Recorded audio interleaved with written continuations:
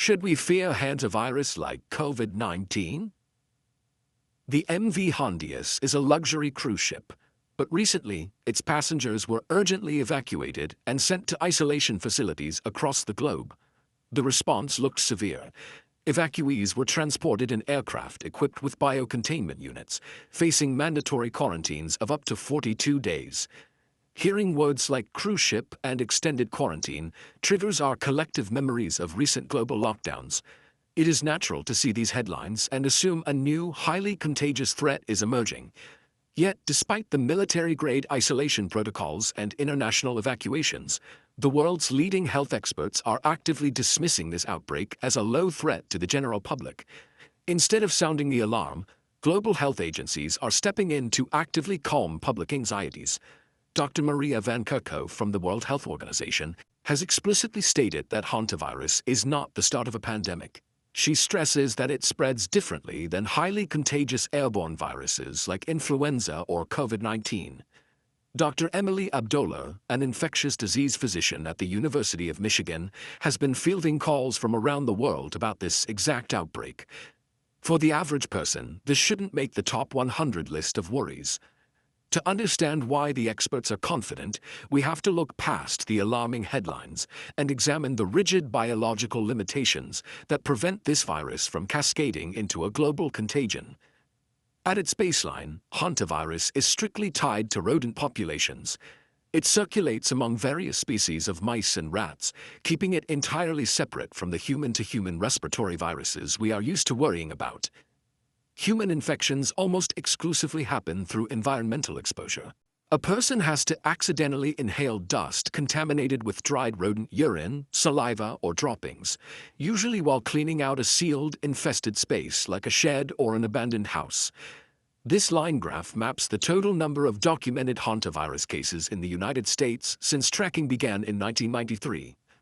Over 3 decades, the cumulative total for the entire country is only 890 cases. That rarity makes the situation on the MV Hondius highly unusual. It raises the question of how a dust-borne virus linked to rural rodents ended up spreading between human passengers at sea. Because baseline transmission depends on exact environmental triggers rather than casual movement, the threat to the general public remains mathematically minuscule. The pathogen responsible for the cruise ship outbreak is a specific South American variant known as the Andes strain. Health officials confirm that this particular strain actually does possess the ability to spread directly from one human to another. This split-screen diagram illustrates the biological roadblock preventing a wider outbreak. On the left, an airborne virus easily infects a wide radius of people, but on the right, the Andes strain requires an overlapping, sustained physical connection between 2 people to successfully transfer the infection. The shared, confined living quarters of a luxury cruise ship artificially created that exact environment.